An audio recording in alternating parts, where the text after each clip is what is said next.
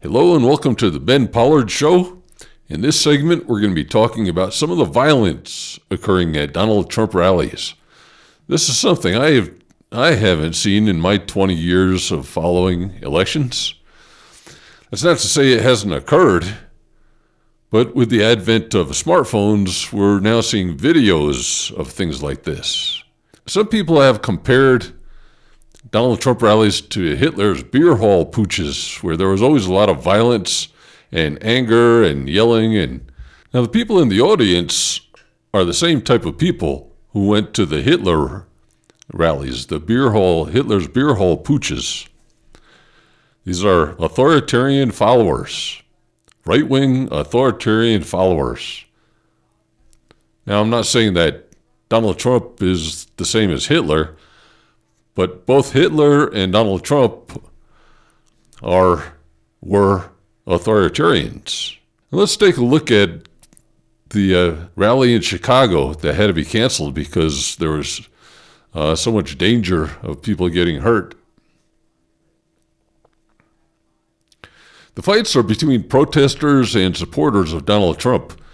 Many of these protesters seem to be Bernie Sanders supporters. They're chanting, "Bernie, Bernie," and holding up signs, "Bernie Sanders."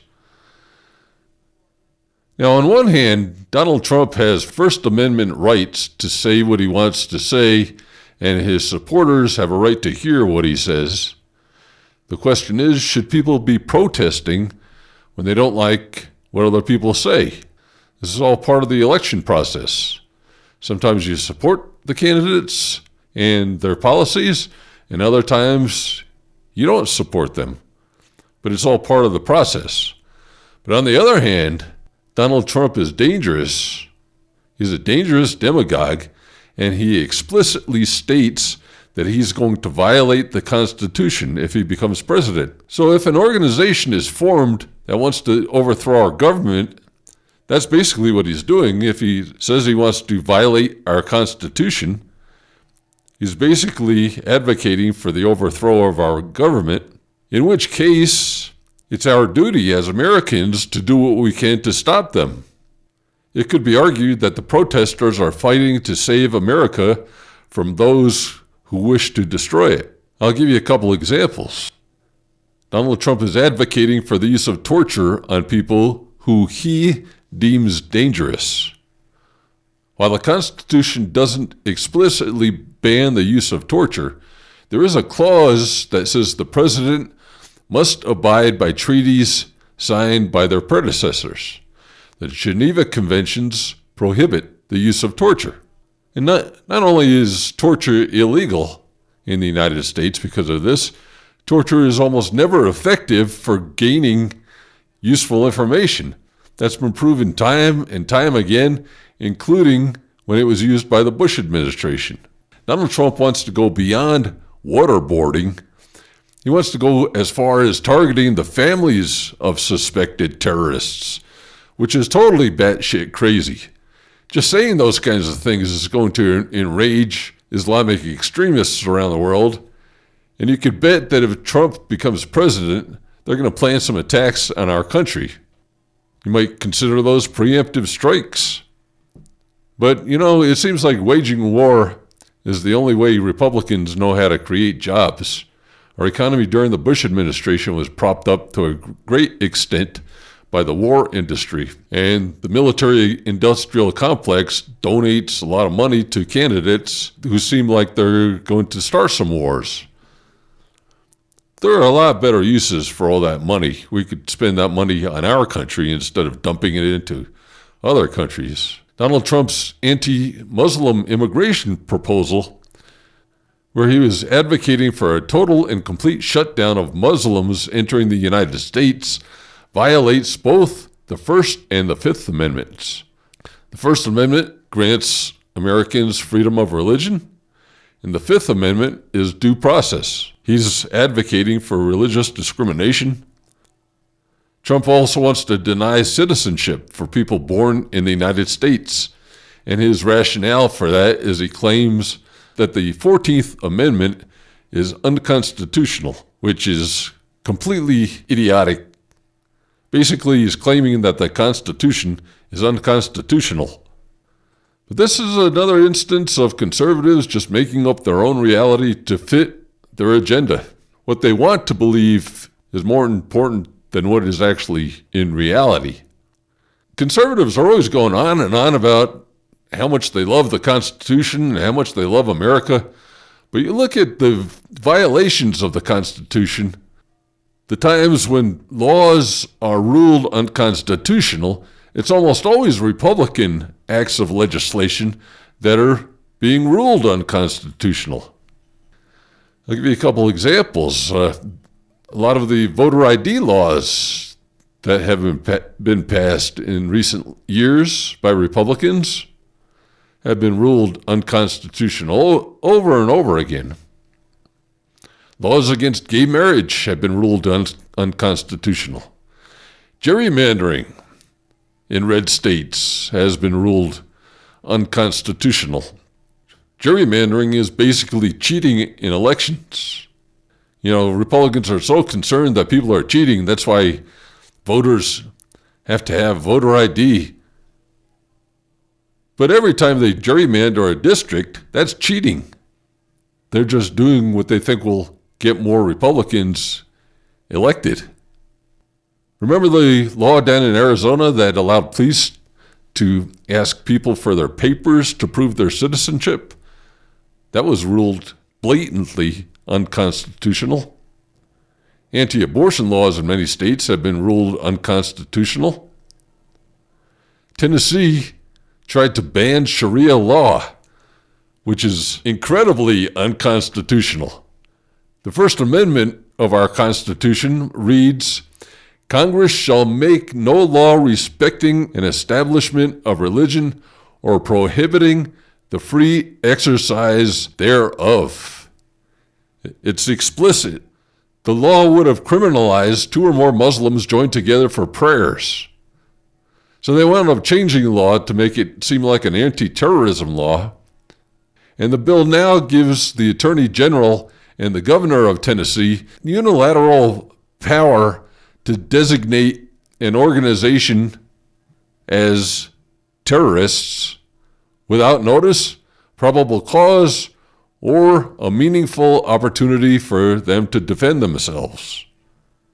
Now that goes completely against everything our country stands for. And there's nothing stopping the Attorney General and Governor in Tennessee from designating the Democratic Party a terrorist organization. If they have the power to designate some group a terrorist organization, there's nothing in the world prohibiting them from using it for political gain. And everything is politics for Republicans and conservatives. The well-being of our country is almost never a concern to them. It's just about politics and helping the rich get richer and helping themselves get richer. As I mentioned before, the anti-abortion laws in many states are blatantly unconstitutional. Roe versus Wade states that states can only regulate or ban abortion after 23 to 24 weeks into a pregnancy, which is around 6 months. Republicans in the Minnesota legislature tried to ban abortions after 20 weeks. They claim that the fetus experiences pain after 20 weeks, and therefore abortion should be illegal after that amount of time. But that's completely contrary to what scientists have found. The parts of the brain that process pain are developed only at the end of the pregnancy during the last 1 or 2 months. Republicans in the Florida legislature passed a law barring physicians from asking patients if there is a firearm present in their home, which is a blatant violation of the First Amendment. Republicans in Tennessee, again, we're back to Tennessee, they passed a law that forbids public school teachers and students in grades kindergarten through 8th grade from discussing the fact that some people are gay, which is a violation of the First Amendment. They're telling people what they can or cannot say. In Michigan, home of the Flint water disaster. Rick Snyder and the Republicans passed a law that allows him, Rick Snyder, to appoint emergency financial managers authorized to take over local municipalities. It empowers them, among other things, to reject, modify, or terminate one or more terms and conditions of existing collective bargaining agreements. It's basically their way of destroying unions. But it's also blatantly unconstitutional. The Constitution forbids state laws impairing the obligation of contracts. It's called the Contract Clause. It's Article 1, Section 10, Clause 1 of the Constitution states that no state shall pass any law impairing the obligation of contracts. Now, it seems like when Republicans aren't passing unconstitutional laws, they're preventing any legislation authored by their mortal enemies, the Democrats, from passing. Since the beginning of Obama's administration, Republicans have filibustered nearly every piece of Democratic legislation or nominee. Even routine legislation is blocked. So it now takes 60 votes in the Senate to get anything at all done. Republicans in the Senate even filibuster bills that they agree with, simply to deny Obama any kind of successes.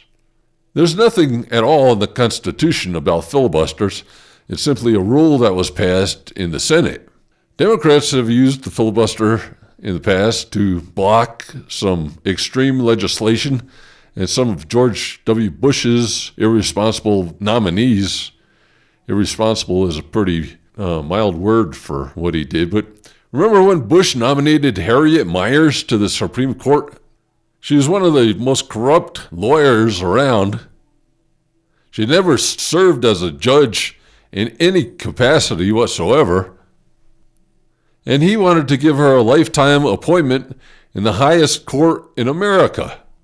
Now, after the Justice Department scandal, where Bush was politicizing the Justice Department and firing justices that he didn't agree with, Harriet Miers was subpoenaed to testify, but she just didn't show up. And George W. Bush somehow believed that any White House officials didn't have to testify.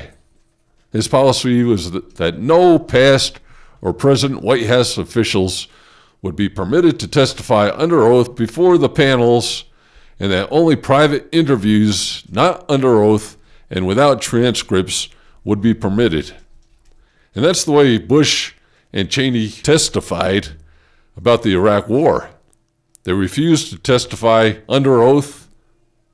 They wouldn't allow any transcripts of what they said, and they would only grant private interviews.